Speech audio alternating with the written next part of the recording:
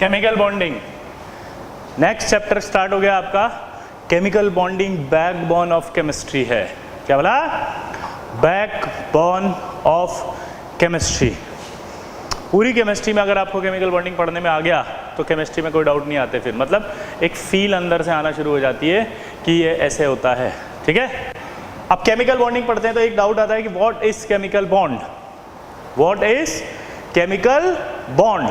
तो आंसर है attraction between two और more than two atoms in a molecule. Note करो, attraction between two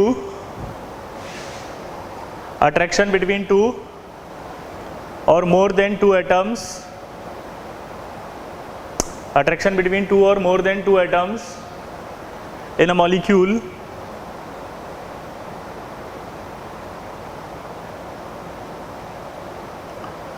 is called chemical bond।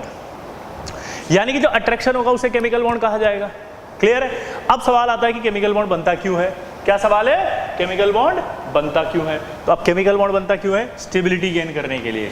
क्यों बनता है? कोई आपसे पूछे तो क्या बोलोगे आप? स्टेबिलिटी गेन करने के लिए, टू गेन स्टेबिलिटी। ठीक, अब सवाल ये आता है कि स्टेबिलिटी गेन कैसे होती है। ठीक है, तो गेन होने के लिए क्या था कि जैसे ये जो गैसेस थी इनका नाम था, याद हो तो, इनर्ट गैसेस। और अगर आप इनका कॉन्फ़िगरेशन देखें तो इसका तो 1s2 था, लेकिन बाकी सब में NS2 NP6 यानी कि 8 इलेक्ट्रॉन आ रहे थे। 8 इलेक्ट्रॉन आ रहे थे, मतलब ये था कि इनका ऑक्टेट कंप्लीट था। इसके लिए बोलते हैं ड्यूप्लेट, है ना। इसका क्या बोलते हैं? ऑक्टेट। ऑक्टेट कंप्लीट था, इसलिए ये किसी से रिएक्ट नहीं कर रही थी। तो सारे एलिमेंट ने देखा कि साला ये रिएक्ट नहीं करती, तो ये रिएक्ट क्यों नहीं करती। तो सबने पाया कि इनके पास 8 इलेक्ट्रॉन से, इसलिए ये रिएक्ट नहीं करती। तो सारे एलिमेंट ने डिसाइड किया कि अगर हम भी हमारे पास 8 इलेक्ट्रॉन कर लें तो हम भी स्टेबल हो जाएंगे। सबने डिसाइड क्या किया कि अगर हम भी हमारे पास 8 इलेक्ट्रॉन कर लें तो हम भी स्टेबल हो जाएंगे। ये सोचते हुए सब एलिमेंट ने मीटिंग करी, और मीटिंग में आपका सोडियम खड़ा हुआ। सोडियम का कॉन्फ़िगरेशन आपको याद होगा, 1s2 2s2 2p6 3s1। Sodium ने कहा कि अगर मैं 1 इलेक्ट्रॉन दे सकता हूं, मैं 1 इलेक्ट्रॉन दूंगा तो मेरा ऑक्टेट कंप्लीट हो जाएगा। Cl- खड़ा हुआ। Cl- का कॉन्फ़िगरेशन ये होता है।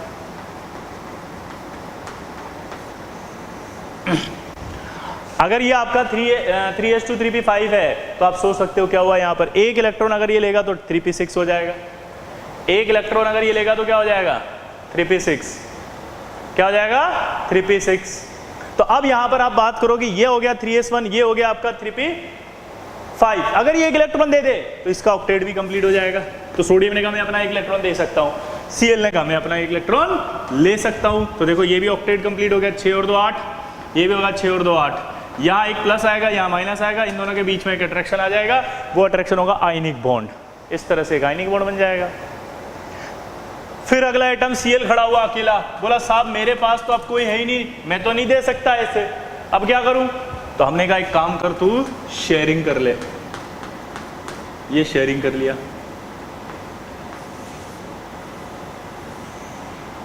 शेयरिंग होगी। शेयरिंग के बाद ये दोनों इलेक्ट्रॉन इसमें भी काउंट होते हैं, शेयरिंग के बाद ये दोनों इलेक्ट्रॉन इसमें भी काउंट होते हैं। तो ये क्या हो गई?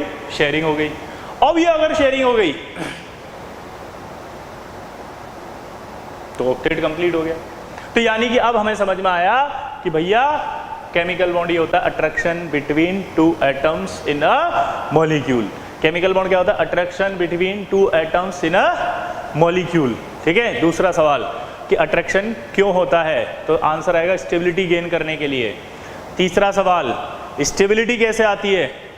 ऑक्टेट कंप्लीट करके।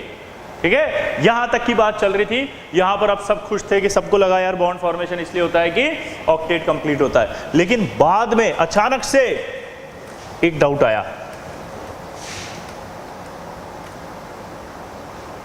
बाद में अचानक से एक डाउट क्या आया?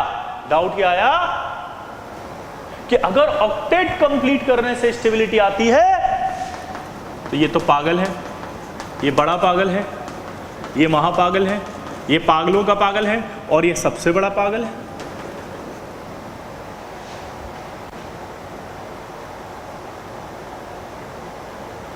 पूछो क्यों? क्योंकि इनका तो ऑक्टेट पहले से ही कंप्लीट था। पूछो क्यों? अरे इनका तो ऑक्टेट पहले से कंप्लीट था भाई का। ए जीनोन भाई का तो ऑक्टेट कंप्लीट था, 8 इलेक्ट्रॉन थे वे। ए भैया जीनोन भाई के पास तो 8 इलेक्ट्रॉन थे। जीनोन भाई के पास तो 8 इलेक्ट्रॉन थे। अब क्या करें? जीनोन भाई के पास 8 इलेक्ट्रॉन थे, फिर ये बॉन्ड क्यों बना रहा है? बॉन्ड बना रहा है 8 इलेक्ट्रॉन होने के बावजूद, यानी 8 इलेक्ट्रॉन रखना स्टेबिलिटी का क्राइटेरिया नहीं है। ये क्लियर हो गया? ये बात किसने बताई कि ये बॉन्ड बनाता है? 1962 में एक साइंटिस्ट थे बार्टलेट। एक साइंटिस्ट थे बार्टलेट। तो जो बार्टलेट था वो एक एक्सपेरिमेंट कर रहा था O2 PTF6 का, और एक्सपेरिमेंट करते करते उसने ये कंपाउंड बना लिया, आयनिक कंपाउंड, या प्लस या माइनस।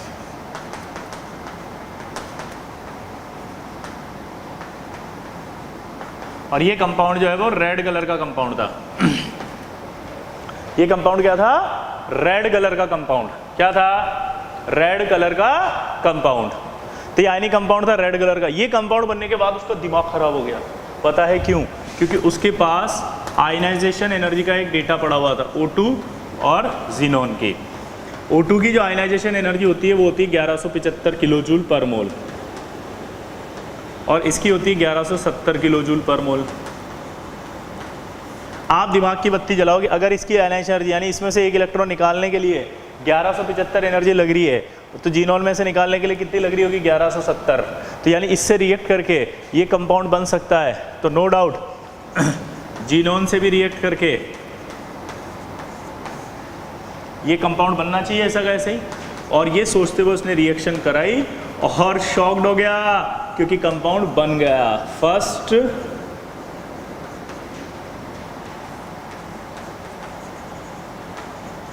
Discovered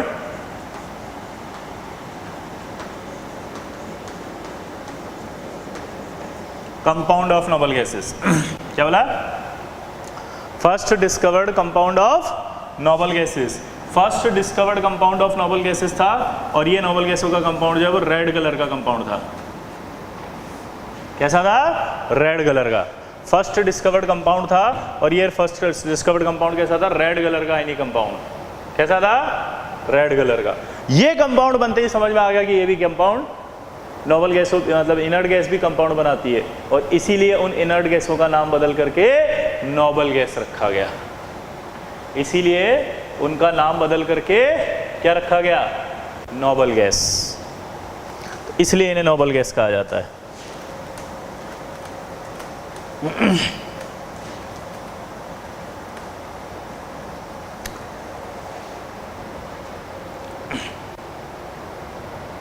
clear? अब इधर देखो, यहां तक समझ में आ गया। अब सवाल ये आता है कि इन्हें नोबल गैस की जगह क्या कहा गया? बोलो, क्या कहा गया? इनर्ट गैस की जगह क्या कहा? Sorry, noble gas. क्यों? क्योंकि इनर्ट नहीं रही, ये अब कंपाउंड बना रही है। दोबारा बोलो, ये इनर्ट नहीं रही, ये कंपाउंड बना रही है। दोबारा बोलो, ये इनर्ट नहीं रही, ये कंपाउंड बना रही है।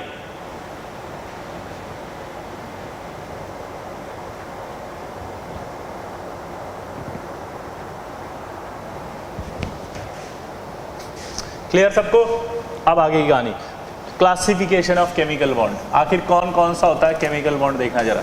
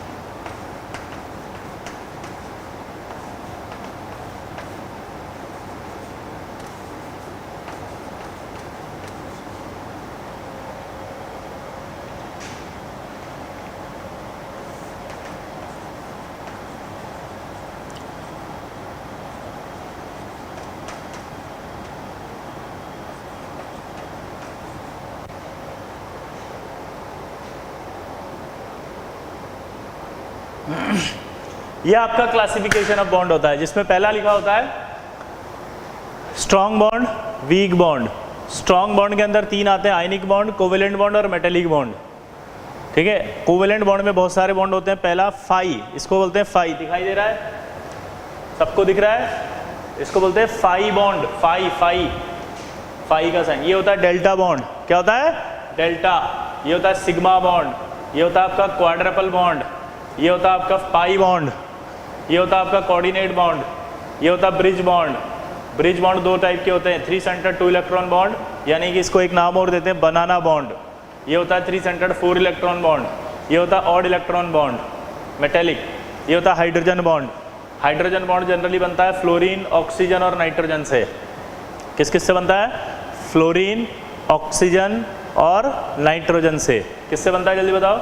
फ्लोरीन, ऑक्सीजन और नाइट्रोजन से। या ट्रिपल बॉन्डेड कार्बन, यानी कि ऐसा कार्बन जिसका हाइब्रिडाइजेशन sp होता है। मैंने आपको बताया था sp कार्बन अगर हो जाएगा तो इलेक्ट्रोनेगेटिविटी बढ़ जाएगी, ऑक्सीजन के आसपास आ जाती है, याद है? तो ऑक्सीजन बना सकता है, इसलिए ट्रिपल बॉन्ड कार्बन भी H बॉन्डिंग कर सकता है। समटाइम्स क्लोरीन, कभी कभी क्लोरीन बनाता है। अब ये कहाँ बनाएगा वो जब हम हाइड्रोजन बॉन्ड पढ़ेंगे तब बताएंगे। ये कब बताएंगे? जब हाइड्रोजन बॉन्ड पढ़ेंगे। ठीक है, ये होता है van der Waals force, dipole dipole interaction, dipole induced dipole interaction, instantaneous dipole induced dipole interaction. इन तीनों को मिला के हम बोलते हैं वान डेर वाल्स फोर्स। क्या बोलते हैं इनको? वान डेर वाल्स फोर्स। और इसको बोलते हैं आयन डाइपोल, और ये होता है आपका आयन इंड्यूस्ड डाइपोल। ये केमिकल बॉन्ड है जिसमें से हम अभी जनरली कोवेलेंट बॉन्ड में सिग्मा पढ़ेंगे, पाई पढ़ेंगे, कोऑर्डिनेट पढ़ेंगे, डेल्टा पढ़ेंगे, फाई पढ़ेंगे और क्वाड्रपल पढ़ेंगे। Bridge bonding, odd electron bond और वान डेर वाल्स फोर्स अगले साल आएगा 12वीं में। हाइड्रोजन बॉन्ड भी इसी साल पढ़ेंगे, समझ गए? तो ये हमारा केमिकल बॉन्ड आएगा जो हमें पढ़ना होगा। ठीक है,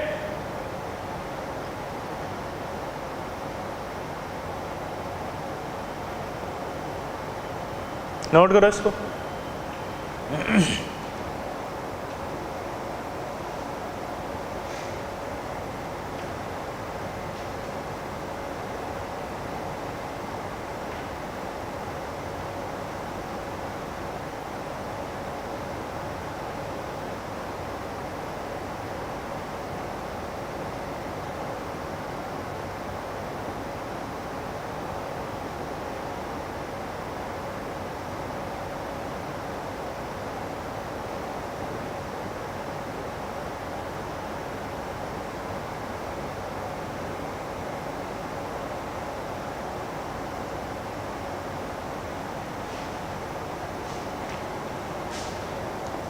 अगला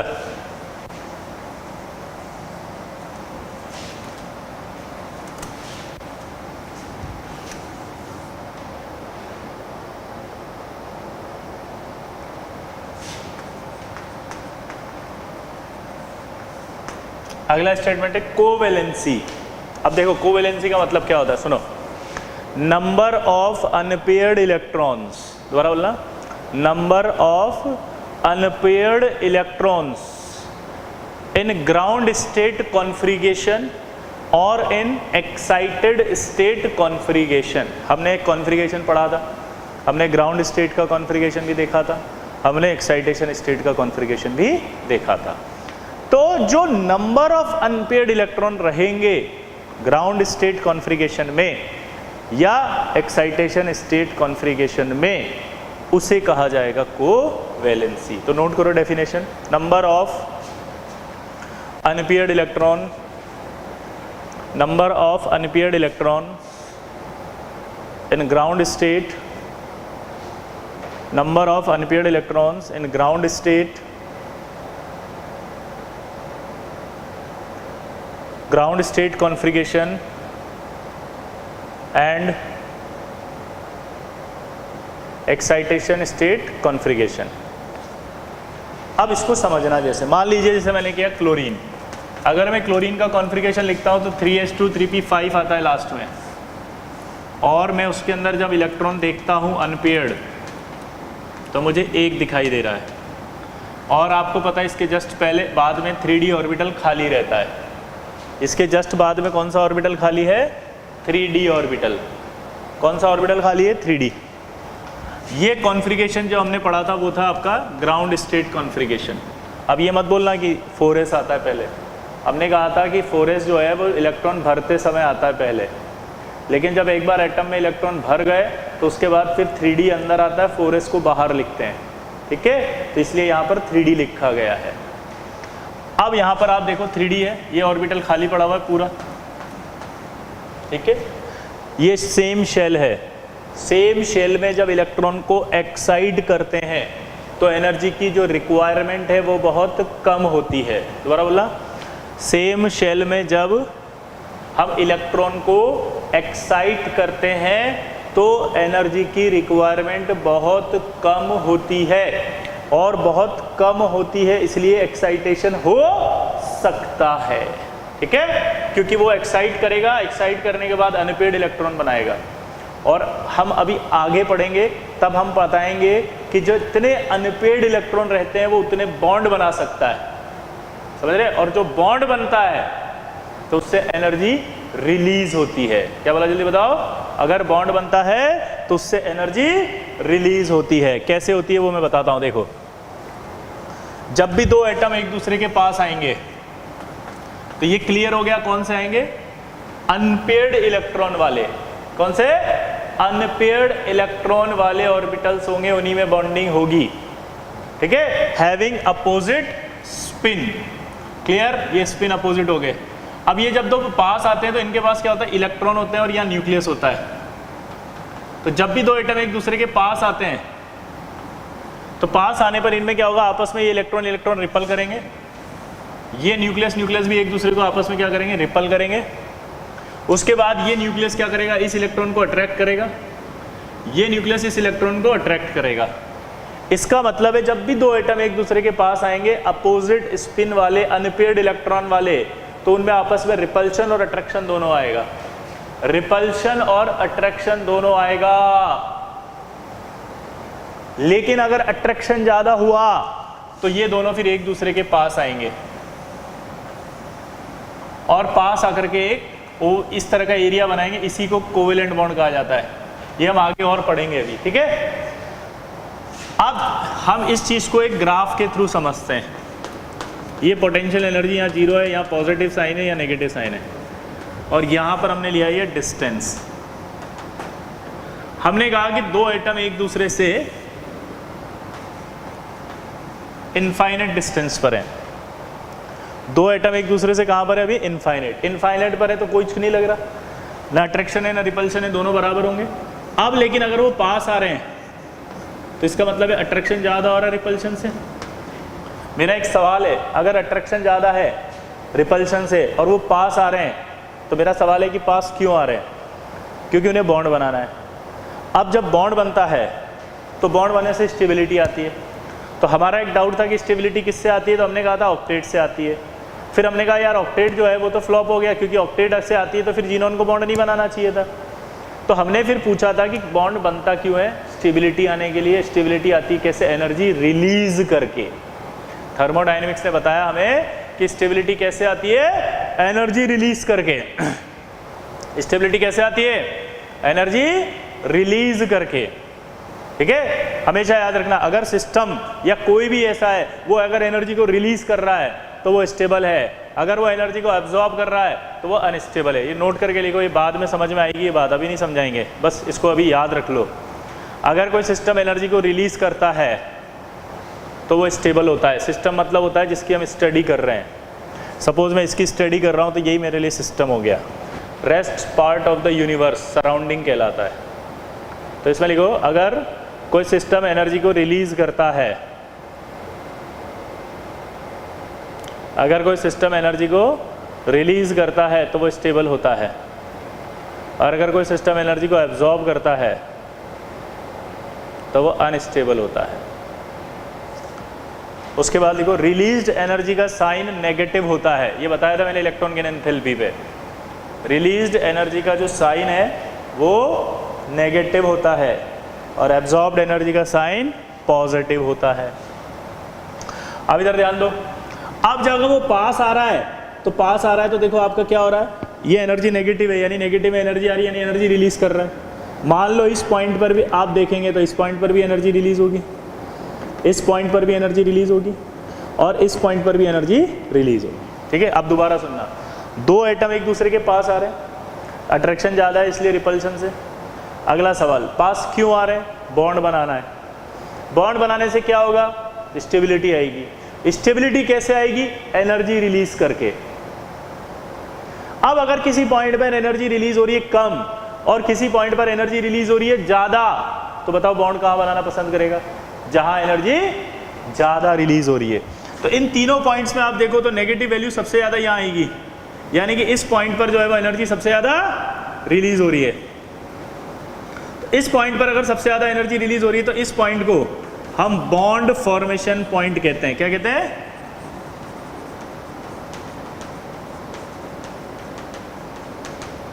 और यहां से यहां तक अगर देखो तो ये जो डिस्टेंस होगी वो बॉन्ड लेंथ कहलाएगी। यहां से यहां तक की जो डिस्टेंस है वो क्या कहलाएगी, बॉन्ड लेंथ। और ये जो आपका एनर्जी होगी इसे कहेंगे बॉन्ड एनर्जी। बॉन्ड एनर्जी मैंने लिखवाई थी, एनर्जी रिलीज होती है, जो बॉन्ड बनता है, बॉन्ड बनने पर जो एनर्जी रिलीज होती है, दोबारा बोलो, बॉन्ड बनने पर जो एनर्जी रिलीज होती है उसे कहते हैं बॉन्ड एनर्जी। तो यहां देखो आप, ये पॉइंट होगा, इसी पर बॉन्ड बनना पसंद करेगा। इससे आगे जाओगे तो न्यूक्लियस न्यूक्लियस का रिपल्शन आएगा, इस पॉइंट से आगे जाते ही न्यूक्लियस न्यूक्लियस का रिपल्शन आएगा और फिर से दूर हो जाएंगे वो, इसलिए इसी पॉइंट पर बॉन्ड बनेगा। और ये डिस्टेंस कहलाएगी आपकी बॉन्ड लेंथ, ये एनर्जी कहलाएगी बॉन्ड एनर्जी।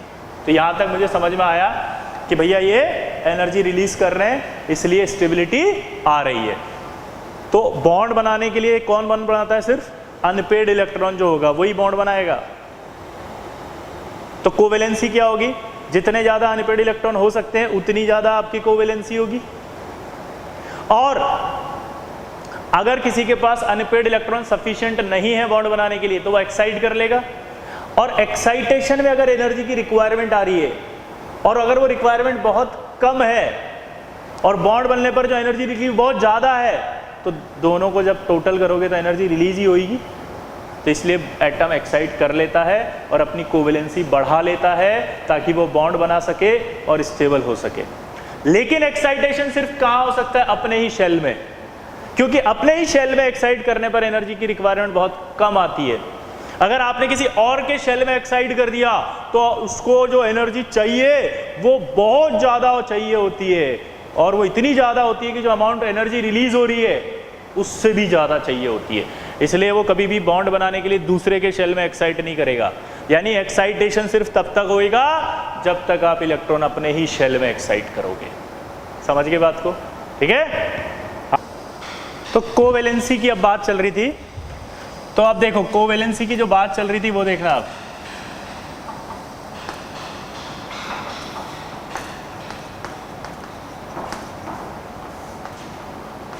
ये आपका Cl है, अभी अभी मैंने कहा था एक ही शेल में हो सकता है आपका,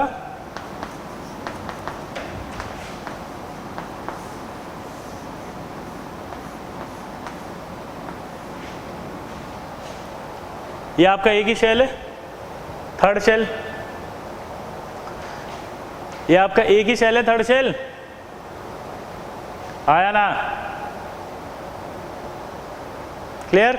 अब देखो ये आपका है ग्राउंड स्टेट कॉन्फ़िगरेशन। अब ये एक अनपेड इलेक्ट्रॉन दिख रहा है, इसका मतलब Cl एक बॉन्ड बना सकता है आसानी से, हाँ या ना। ये एक अनपेड इलेक्ट्रॉन एक बॉन्ड बना लेगा, हाँ या ना, वेरी गुड। अब क्या करें,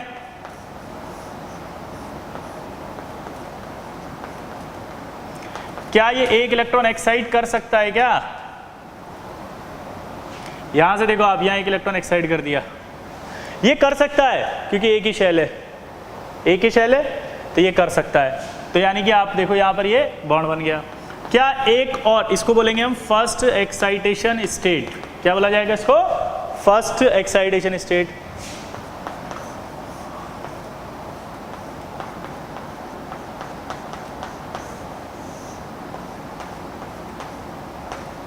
ये यहां आ गया, कितना हुआ ये 1 2 3 4 5 कितने हुआ? Second excitation state.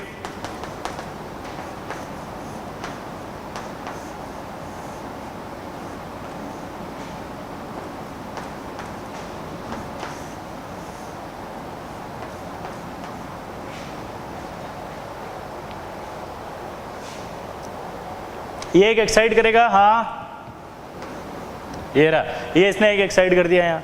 तो यहाँ अगर एक एक्साइट कर दिया तो देखो इतना हुआ 1 2 3 4 5 6 और एक और ये आपका 7। तो ये आपका कहलाएगा एक्साइटेशन स्टेट थर्ड। ये क्या कहलाएगा? Excitation state third. ये एक्साइटेशन स्टेट थर्ड आएगा। क्लियर? एक्साइटेशन स्टेट थर्ड आने के बाद अब आप देखो यहाँ पर ध्यान से कितने अनपेड इलेक्ट्रॉन हो गए ये 1 2 3 4 5 6 7।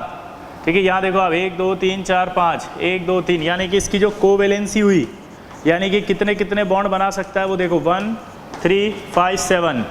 एक बॉन्ड बनाएगा वो ग्राउंड स्टेट में, 3 बॉन्ड बना सकता है वो फर्स्ट एक्साइटेशन स्टेट में, 5 बॉन्ड बना सकता है वो सेकेंड एक्साइटेशन स्टेट में, और 7 बॉन्ड बना सकता है वो थर्ड एक्साइटेशन स्टेट में। क्लियर? तो आप यहाँ तक की बात आई आपको। तो कोवेलेंसी में आप देखो कैसे कैसे बॉन्ड बना सकता है। Cl मैं बता रहा हूँ आपको एक बॉन्ड कैसे बनाता है वो। आपको इसकी स्ट्रक्चर पे ध्यान नहीं देना। आप ये नहीं पूछेंगे इसका स्ट्रक्चर कैसे बना है, ये कैसे बन गया, क्या हुआ। मैं तो आपको दिखा रहा हूँ भाई, दिखा रहा हूँ कि ये बॉन्ड कैसे कैसे बने हुए हैं। देखो एक बॉन्ड भी बना रहा है वो, ये 3 बॉन्ड भी बना रहा है। ये स्ट्रक्चर है HClO का, ये HClO2 का,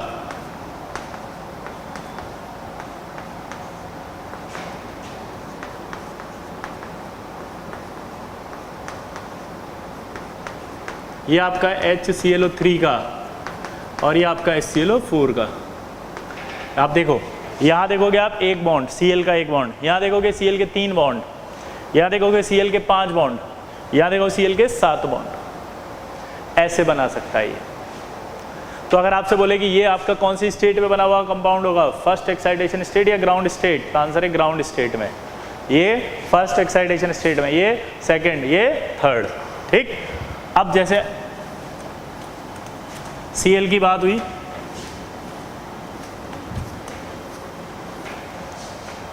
वैसे अब अपन फास्फोरस की बात करते हैं।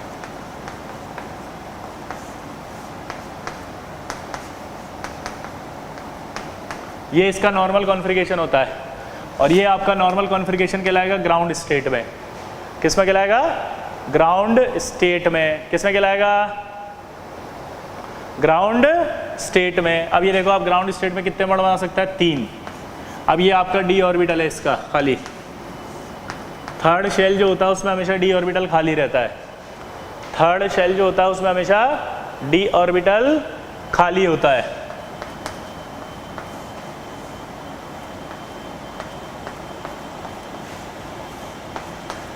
तो यहाँ से एक इलेक्ट्रॉन एक्साइट करेगा वो यहाँ, ये कहलाएगा आपका फर्स्ट एक्साइटेशन स्टेट। ये आपका क्या कहलाएगा? First excitation state. तो ये आपका फर्स्ट एक्साइटेशन स्टेट हो गया। क्लियर? तो ये आपका फर्स्ट एक्साइटेशन स्टेट हो गया। तो 1 2 3 4 5 अनपेड हो गई है। तो यानी कि फास्फोरस 3 बॉन्ड भी बना सकता है और 5 बॉन्ड भी बना सकता है। दोबारा बोलो, क्या बोला जल्दी बताओ मैंने? ये 3 बॉन्ड भी बना सकता है, 5 बॉन्ड भी। 3 बॉन्ड वाला मॉलिक्यूल है इसका PCl3, और 5 बॉन्ड वाला है PCl5। तो ये आपका PCl3 हो गया, ये आपका PCl5 हो गया।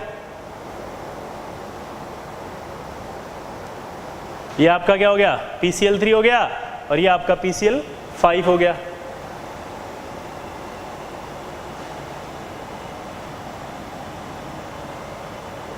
क्लियर? अब देखो, तो फास्फोरस बना रहा है। अब अपन सल्फर की बात कर लें। ये सल्फर है, सल्फर में यहाँ पर P4 होता है। अब आप देखो इसमें ग्राउंड स्टेट में कितने अनपेड इलेक्ट्रॉन है? 2। ग्राउंड स्टेट में कितने अनपेड इलेक्ट्रॉन है? 2। तो फर्स्ट एक्साइटेशन स्टेट की बात अगर अपन करें तो यहाँ से एक इलेक्ट्रॉन एक्साइट करेगा, यहाँ आ जाएगा। तो फर्स्ट एक्साइटेशन स्टेट में कितना हो गया? 4 अनपेड इलेक्ट्रॉन।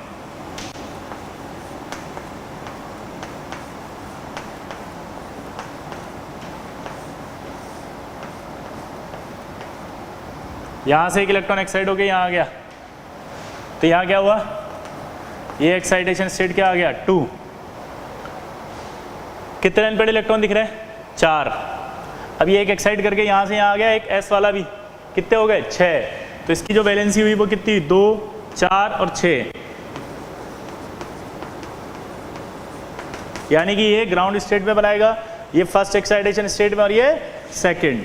जैसे SF2, ये SF2 बना सकता है, 4 बॉन्ड है तो SF4 बना सकता है और ये SF6 बना सकता है। ठीक है, क्लियर। तो सल्फर के लिए भी आपको पता लग गया कि SF2 भी एग्जिस्ट करेगा, SF4 भी करेगा और SF6 भी करेगा। क्लियर, क्या बोला जल्दी बताओ, SF2 भी करेगा, SF4 भी करेगा और SF6 भी करेगा।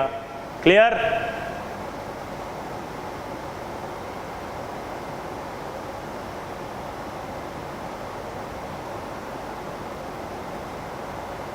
क्लियर, मिटा दूं।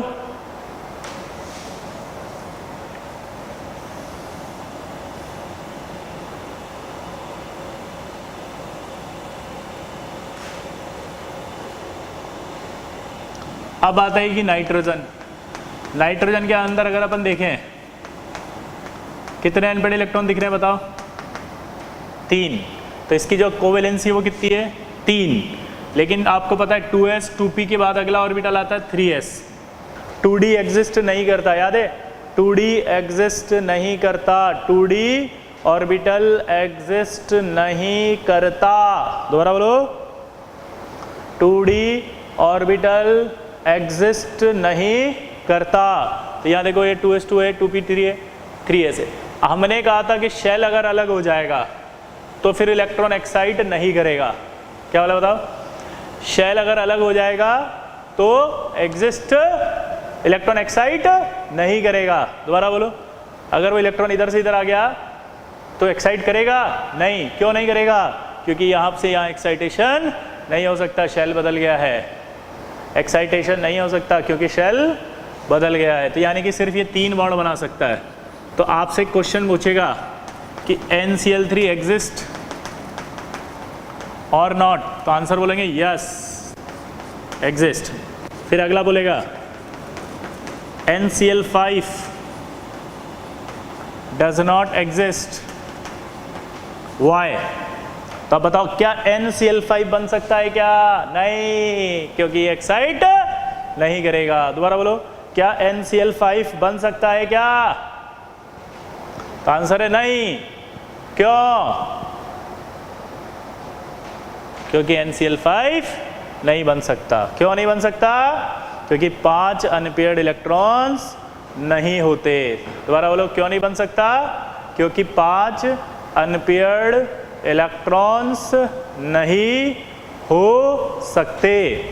5 अनपेयर्ड इलेक्ट्रॉन्स नहीं हो सकते इसके पास, तो ये नहीं करेगा। तो रीजन हम बोलेंगे due to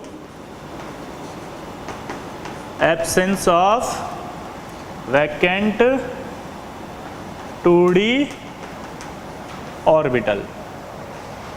due to absence of vacant 2d orbital, यहाँ 2d ऑर्बिटल नहीं है वरना वो एक्साइट कर लेता। तो नाइट्रोजन के केस में NCl3 एग्जिस्ट करता है, NCl5 नहीं। लेकिन फास्फोरस के केस में PCl3 एग्जिस्ट करता है, PCl5 भी एग्जिस्ट करता है। क्यों, क्योंकि 3d ऑर्बिटल होता है वहाँ और वो 3d ऑर्बिटल में इलेक्ट्रॉन एक्साइट कर लेता है। अगला सवाल मिटा दो इसको।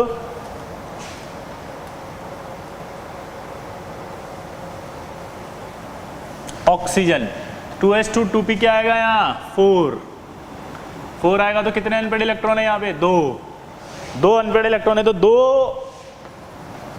अनपेड इलेक्ट्रॉन वाला मॉलिक्यूल बना सकता है। जैसे आपसे सवाल पूछेगा कि क्या OF2 एग्जिस्ट करता है, तो आप बोलोगे यस। OF2 एग्जिस्ट और नॉट, तो आंसर है यस। OF2 एग्जिस्ट और नॉट बोलो, तो आंसर है यस।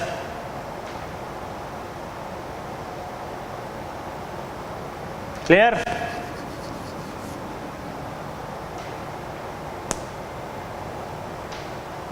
अगला देखो, अब सवाल पूछ रहा है कि क्या OF4 and OF6,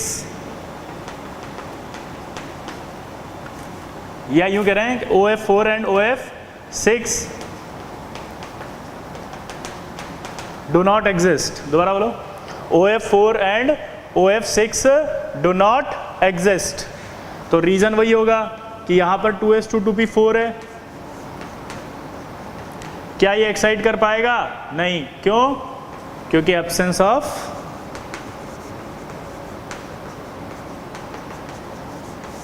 to D orbital. तो OF4 और OF6 भी एग्जिस्ट नहीं करता क्योंकि यहां पर इलेक्ट्रॉन एक्साइट नहीं हो सकते।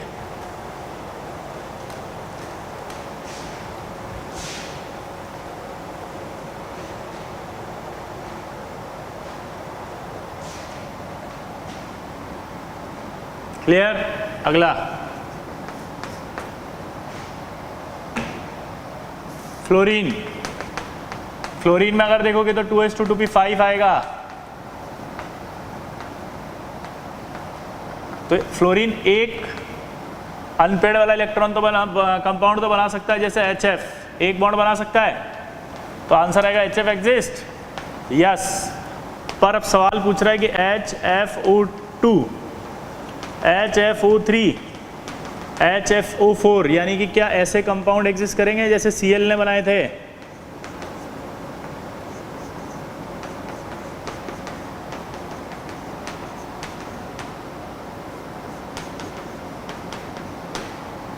क्या ये ऐसे बना सकता है 3 bond?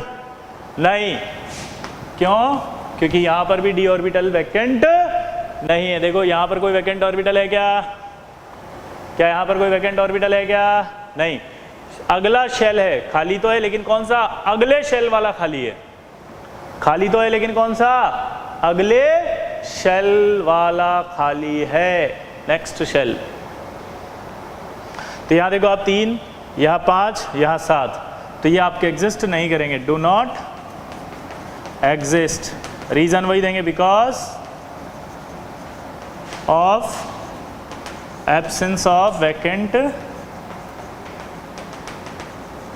2d orbital. Do not exist because of absence of vacant 2d orbital.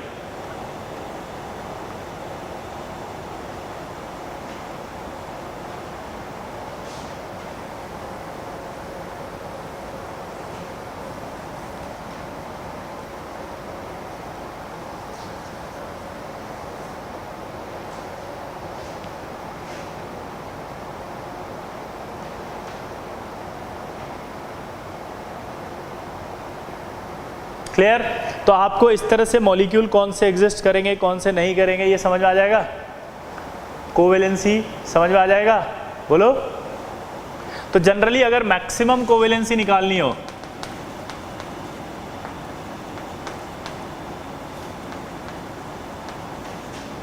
तो मैक्सिमम कोवेलेंसी जो होगी वो होगी number of NS electron plus number of NP electrons, ठीक है, for P block.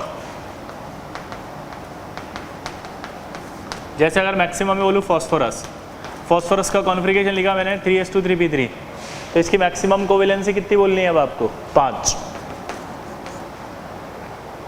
Maximum covalency कितनी बोलनी है? 5। ये जो फॉर्मूला है वो एक्सेप्ट आएगा किसके? Second period element. बोलो क्यों? क्योंकि वो एक्साइट नहीं कर पाएंगे ऐसे इलेक्ट्रॉन को, क्योंकि उनमें डी ऑर्बिटल नहीं होता खाली। इसीलिए नाइट्रोजन की वैलेंसी सिर्फ 3 आई थी, जबकि इलेक्ट्रॉन 5 थे। एस में और पी में मिला के टोटल देखोगे तो 5, लेकिन आई वैलेंसी कितनी? 3। क्लियर? सल्फर की देखोगे तो मैक्सिमम कोवेलेंसी आएगी 3s2 3p4 में 6। क्लोरीन की देखोगे तो मैक्सिमम कोवेलेंसी आएगी 3s2 3p5, तो टोटल कितनी आएगी? 7। तो 3s 5 और 2 7।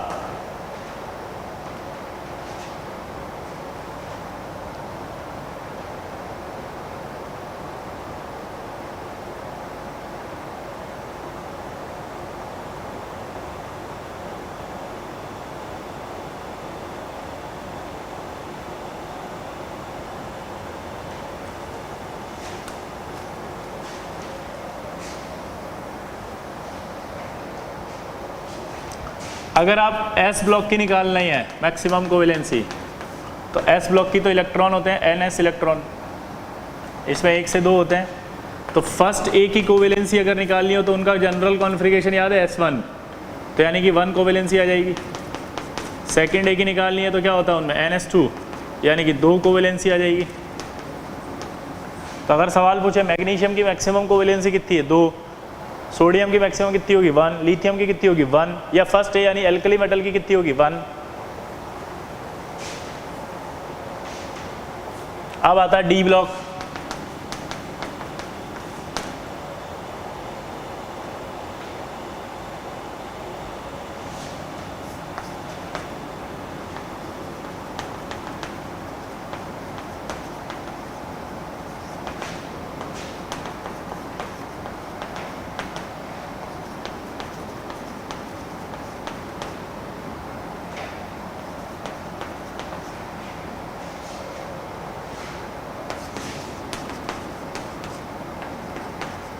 देखो अगर आपको डी ब्लॉक एलिमेंट में निकालनी है मैक्सिमम कोवेलेंसी, तो क्रोमियम का जो कॉन्फ़िगरेशन है वो होता है 3d5 4s1, तो टोटल वैलेंस कितना हो गया 6।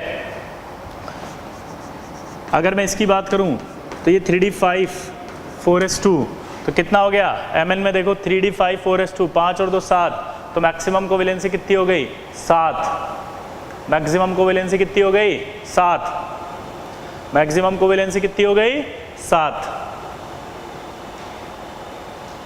तो ऐसे डी ब्लॉक एलिमेंट की कोवेलेंसी भी आप निकाल सकते हो, ठीक है। तो ये आपका कोवेलेंसी एक तरह से समाप्त।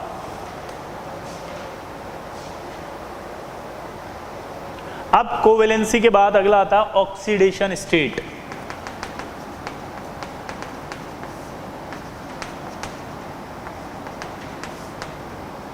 ऑक्सीडेशन स्टेट क्या होता है, देखो लिखो। ऑक्सीडेशन स्टेट कहते हैं it is a permanent formal charge, दोबारा बोलो, इट इज अ परमानेंट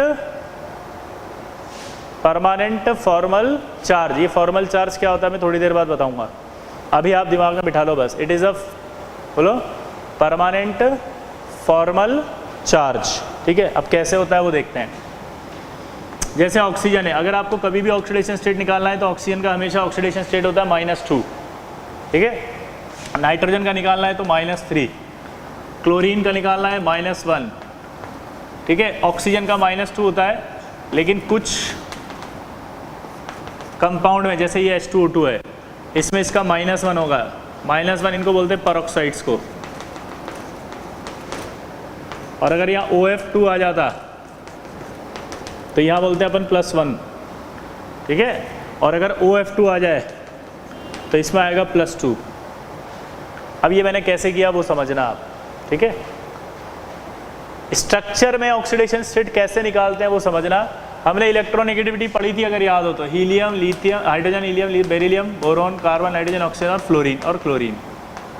2.1, 1, 1.2, 2.5, 3, 3.5, 4 और 3।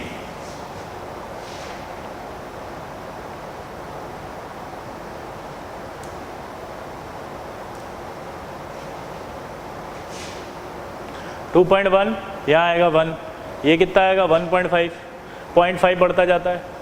अब अगर आप देखोगे तो हाइड्रोजन और ऑक्सीजन में किसकी इलेक्ट्रॉनेगेटिविटी ज़्यादा है, ऑक्सीजन की है। ये क्या है इलेक्ट्रॉन नेगेटिविटी, पहले भी पढ़ा चुका हूँ मैं ये।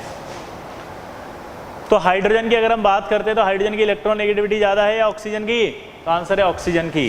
तो ये ऑक्सीजन ने इलेक्ट्रॉन खींच लिया, ऑक्सीजन ने इलेक्ट्रॉन खींचा तो क्या आएगा यहाँ पर -1। यहाँ भी ऑक्सीजन खींचेगा, क्या आएगा यहाँ पे -1।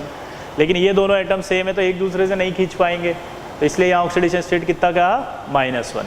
तो स्ट्रक्चर में से अगर आपको ऑक्सीडेशन स्टेट निकालना है तो आपको इलेक्ट्रॉन नेगेटिविटी चेक करके निकालना पड़ेगा। देखो कैसे। अब यहाँ पर मैंने चेंज कर दिया, F कर दिया।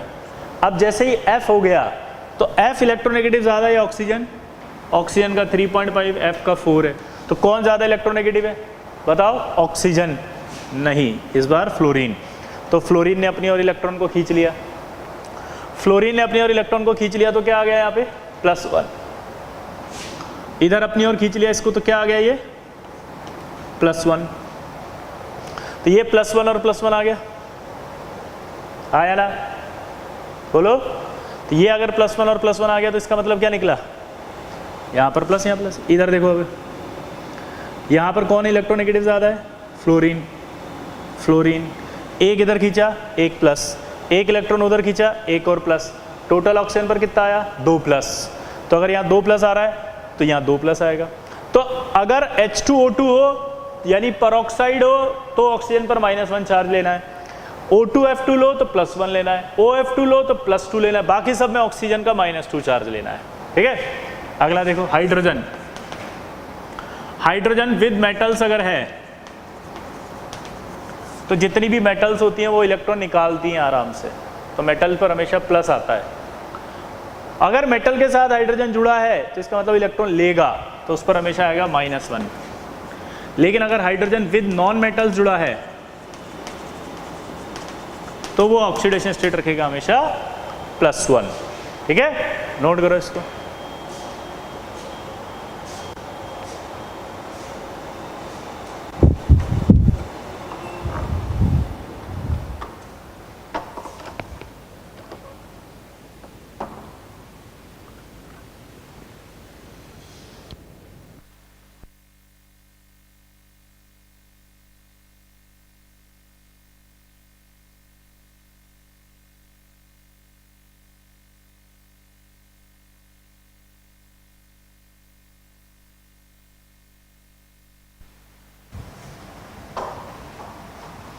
हाँ किया, नोट किया, चलो अब इधर देखो।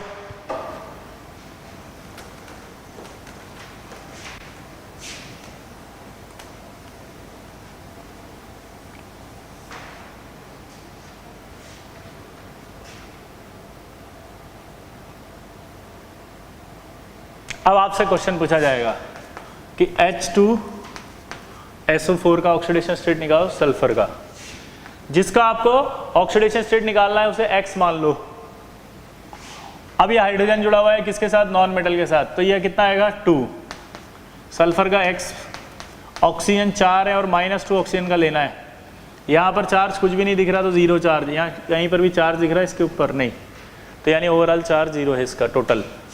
अब आप देखो 2 + X, 4 × 2 -8, तो X बराबर आएगा +6। X बराबर क्या आएगा, +6। अगला देखो H3PO4 निकालो, इसका निकालना है। ये नॉन मेटल के साथ है तो प्लस लेंगे इसको 3, ये आएगा X, ये आएगा 4 -2 बराबर 0, तो 3 + X 8, तो X बराबर क्या आएगा +5, ये +5 आ गया। तो इस तरह से आपको कोई भी कंपाउंड दे दे और ऑक्सीडेशन स्टेट निकालवाए तो बता देंगे। N2O5 2X 5 -2 बराबर 0, कैसे आया बताओ। इसका निकालना है नाइट्रोजन का, तो हमने इसको 2X लिया, यहाँ पर मैंने क्या लिया 5, ये ऑक्सीजन पर -2 चार्ज है तो -2, और कितना आया यहाँ 0, तो 2X बराबर कितना हुआ 10, तो X बराबर कितना आया 5। अब देखो नाइट्रोजन का ऑक्सीडेशन स्टेट आया है 5, नाइट्रोजन का ऑक्सीडेशन स्टेट आया है 5, कोवेलेंसी नहीं, कोवेलेंसी 3 ही थी, ध्यान रखना, कोवेलेंसी 3 होगी, ऑक्सीडेशन स्टेट 5 होगा। अभी हम डिफरेंस लिखेंगे, difference between covalency and oxidation state, तो आप कंफ्यूज नहीं होंगे। ठीक है, अगला देखो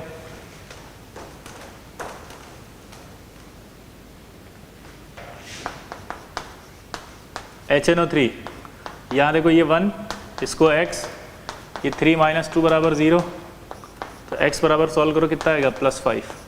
ये नाइट्रोजन का ऑक्सीडेशन स्टेट फिर से +5 आ गया। ठीक है, तो ये आपके पास इस तरह के सवाल आएंगे, कर देंगे। N3H में नाइट्रोजन का ऑक्सीडेशन स्टेट निकालो, तो ये 1 हो गया, प्लस ये 3X बराबर 0, तो ये 1 सॉरी ये 3X बराबर -1 आएगा, 3X उधर गया तो -1 आएगा, तो X बराबर -1/3। तो ये आपका नाइट्रोजन का ऑक्सीडेशन स्टेट आ गया 1-1/3। इसको कहते हैं हम हाइड्राजोइक एसिड। क्या कहते हैं इसको? Hydrazoic acid. Hydrazoic acid.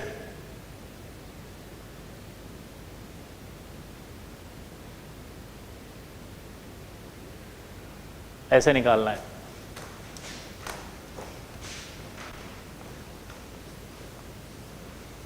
अब देखो अगला। अब अगर इस तरह से आ गया कुछ कि इसका निकालो ऑक्सीडेशन स्टेट, तो आप जब निकालेंगे तो 2 सल्फर का निकालना है तो 2x, 8 - 2 बराबर 0 करोगे तो 2x बराबर 16, 2x बराबर 14, तो x बराबर +7।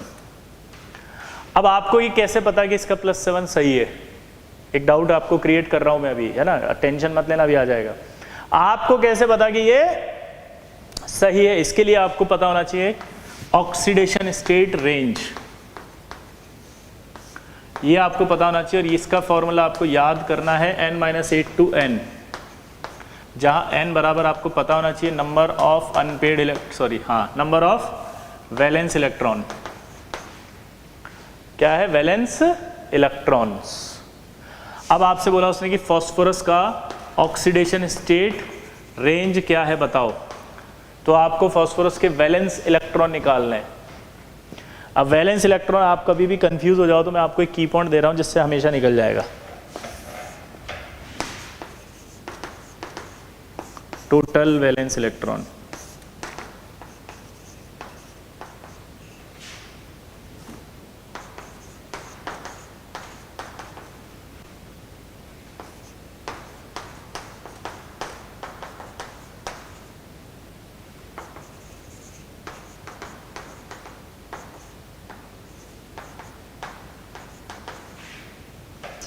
अगर मैं यहाँ से यहाँ जा रहा हूँ तो देखो ये क्या हो रहा है, total number of valence electron बढ़ रहे हैं। अगर आप यहाँ देखो तो क्या है? बेरिलियम। बेरिलियम में 1s2 2s2, आउटर शेल में 2 इलेक्ट्रॉन थे। या यूँ कहूँ कि बेरिलियम सेकंड ए का था। जो सेकंड ए का है उसमें 2 वैलेंस, थर्ड ए का 3, फोर्थ ए का 4, फिफ्थ ए का 5, सिक्स ए का 6, 7 ए का 7, एट्थ का 8 मतलब 0 आ गया था ना, 18th ग्रुप। तो यहाँ फास्फोरस आप देखोगे तो कौन से ग्रुप का आ रहा है? 15th ग्रुप का, यानी कि मैक्सिमम वैलेंस इलेक्ट्रॉन कितने होंगे उसके? 5। तो 5 - 8 करोगे तो कितना आएगा? ये -3, और यहाँ कितना आएगा? +5। तो ये क्या होगा आपका बताओ? ऑक्सीडेशन स्टेट आपका -3 से +5। दोबारा बोलो, ऑक्सीडेशन स्टेट जो आएगी वो क्या आएगी? -3 से +5। -3 से +5 ऑक्सीडेशन स्टेट रेंज है। अगर मैं यहीं पर सल्फर की पूछता आपसे तो बताओ, अब सल्फर यहाँ रहा, सल्फर के वैलेंस इलेक्ट्रॉन कितने दिखाई दे रहे हैं आपको? 6। तो यहाँ पुट करो 6 - 8 यानी कि -2 से +6, तो -2 से +6, -2 से +6 आ रहा है। इसका मतलब है oxidation state out of range जा रहा है। यहाँ पर आपका सल्फर का सिर्फ +6 हाईएस्ट आ सकता था। अगर ये +7 आ रहा तो गलत है। गलत है क्यों? उसका रीज़न हमें ढूंढना है। ये थोड़ा डीप में चला गया, आप बिल्कुल टेंशन नहीं लेंगे, मैं सब समझा दूंगा। आपको सिर्फ एक चीज़ समझा रहा हूँ, पता है क्या? अगर +7 यानी oxidation state out of range आ रहा है, इसका मतलब है कि उस एसिड में परऑक्सी लिंकेज पाया जा रहा है। ये स्टैंडर्ड होता है। +7 नहीं लिखना हमको, हमें ये कंफर्म हो गया कि आउट ऑफ रेंज जा रहा है इसका ऑक्सीडेशन स्टेट। कहाँ जा रहा है? Out of range. कहाँ जा रहा है? Out of range. अगर आउट ऑफ रेंज जा रहा है तो कौन सी लिंकेज है? परऑक्सी। देखना अब इसके स्ट्रक्चर में आपको बताता हूं।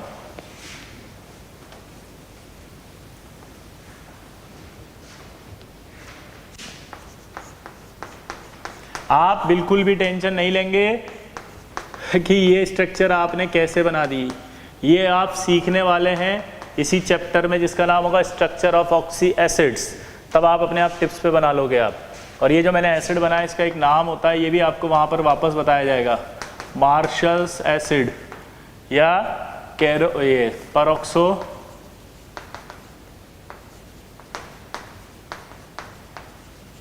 Die sulphuric acid. क्या होता है ये? पर ऑक्सो डाई सल्फ्यूरिक एसिड। क्या होता है जल्दी बताओ ये?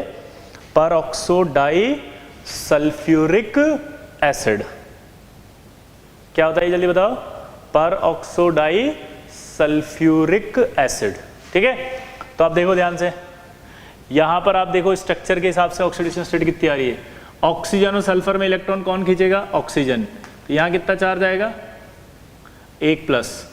यहां पर ये 2 इलेक्ट्रॉन खींचेंगे, अगर इन दोनों ने अपनी और इलेक्ट्रॉन खींचा तो कितना आया? +2, टोटल हुआ +3। ये इलेक्ट्रॉन फिर से खींचेंगे अपनी और, तो कितना आया? +2 +2 +4 और एक और आया तो +5। ये भी एक इलेक्ट्रॉन खींचेगा यहाँ से, तो कितना आया? +6। तो नेट ऑक्सीडेशन स्टेट इसका आया +6। उसका देखो, उसका भी +6। तो आपको अगर आउट ऑफ रेंज आ जाए तो आपको समझना है कि ये परोक्सी लिंकेज पाई जाएगी। देखो ये लिंकेज आ गई परोक्सी। ठीक है, अब इस पर सवाल कैसा आएगा देखो आप।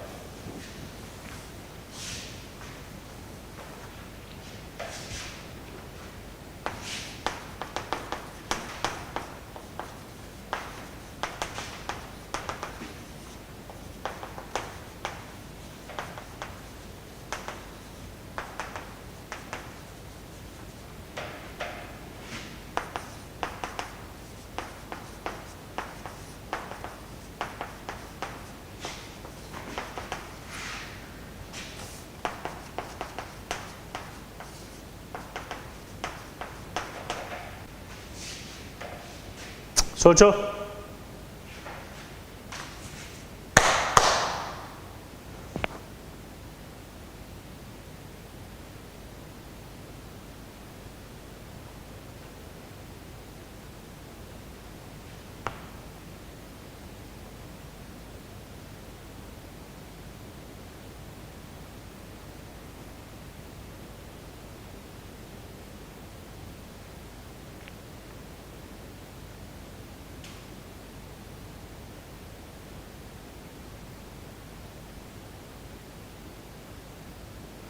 अब आप सबका ऑक्सीडेशन स्टेट निकालो पहले। इसका आ रहा है +4, इसका आ रहा होगा +3, इसका +7 और ये आपका आ रहा होगा प्लस, निकालो 8।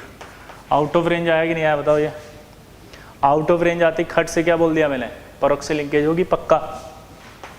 Answer daily. तो इस तरह के सवाल करना भी अब आपको आ गया देखो कि किस स्ट्रक्चर में परोक्सी लिंकेज है कि नहीं, खट से पता लग जाएगा।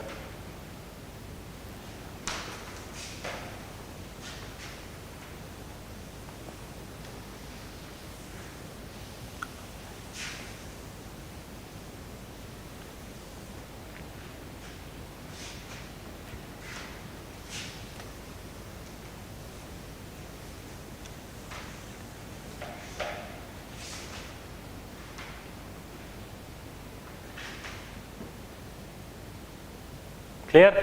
अब लिखो डिफरेंस बिटवीन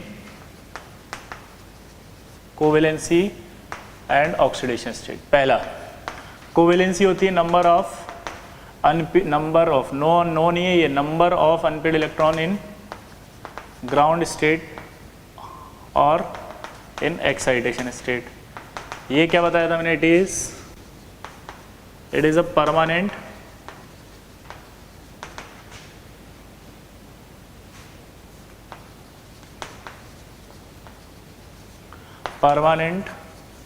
फॉर्मल चार्ज। अब ये फॉर्मल चार्ज क्या होता है वो थोड़ी देर बाद बताएंगे। बस एक तरह से आप देखो जो ऑक्सीडेशन स्टेट के बाद जो चार्ज आ रहा है ना, वो चार्ज, ठीक है, अभी आ जाएगा ये। अब सबसे बड़ा इंपॉर्टेंट है कि ये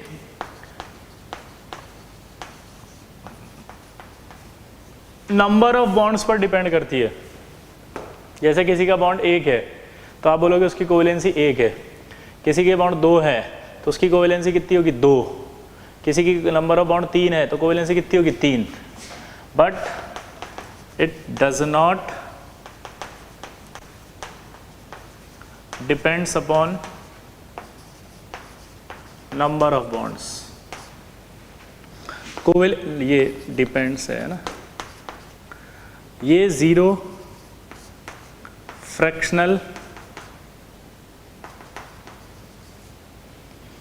फ्रैक्शनल नेगेटिव नहीं हो सकती, लेकिन ऑक्सीडेशन स्टेट तो हो सकता है।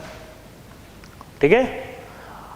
अब देखो इसमें कि कैसे डिफरेंशिएट करते हैं, ठीक है, देखना जरा आप।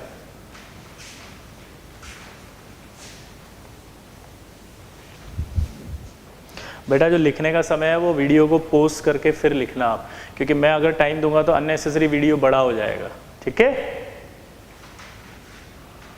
जहां ज्यादा इंपॉर्टेंट होता है वहां थोड़ा टाइम देता हूं मैं। अगला अब सवाल आएगा, देखना जरा। एक कंपाउंड आपको दे रखा है और आपसे बोला डिफरेंस की बात कर रहा था वो।